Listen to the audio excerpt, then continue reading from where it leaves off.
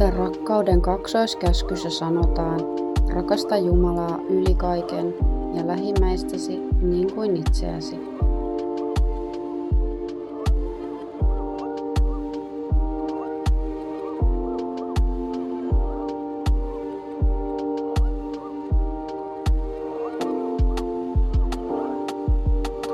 Minun teologiani perustuu Raamatun opetukseen lähimmäisen rakkaudesta, mikä on koko kristinuskon sekä diakoniatyön ydin.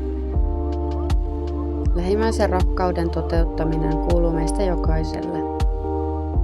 Jokainen ihminen on arvokas sekä ansaitsee hyvää.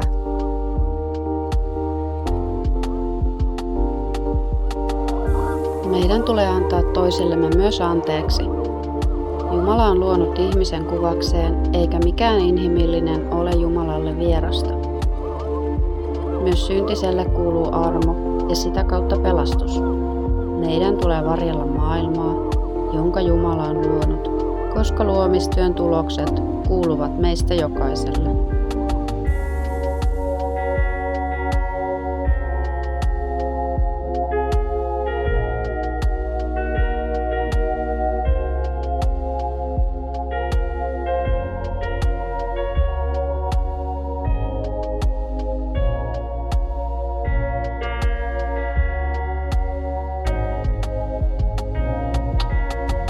Diakoniatyö on Jumalan rakkauden vastaanottamista, kierrättämistä ja jakamista.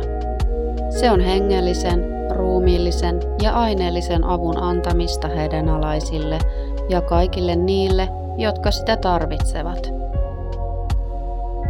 Hyvinvoinnin perusta muodostuu tasa-arvosta, äänioikeudesta, koulutuksesta, yhteiskunnallisesta oikeudenmukaisuudesta, ihmisoikeuksista ja terveydestä.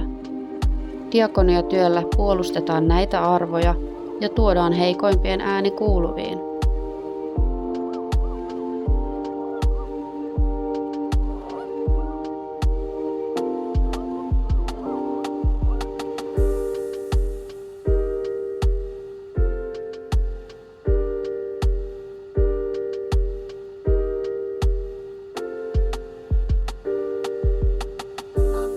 Pyhä Henki ohjaa diakoniatyötä auttamiseen ja hengellisten tarpeiden täyttämiseen. Se hyväksyy keskeneräisyyden ja tietämättömyyden, erehdyksen ja eksymisen. Meistä jokaisella on oikeus tulla hyväksytyksi ja saada uusi mahdollisuus.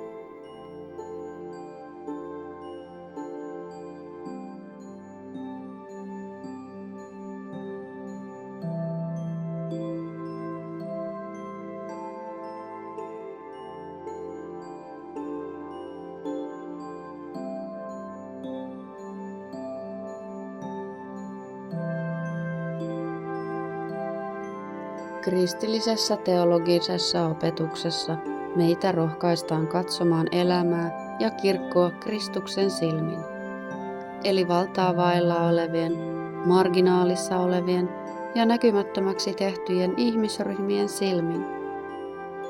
Koska ainoa tapa tavoittaa jotain siitä, mitä ihmisen sisäisessä maailmassa tapahtuu, on kuunnella, olla läsnä ja antaa tilaa.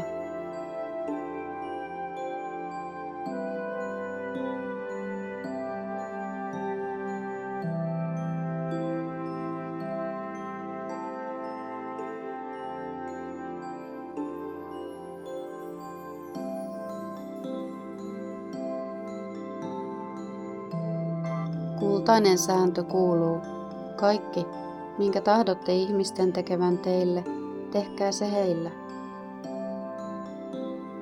Mitä sinä tahdot?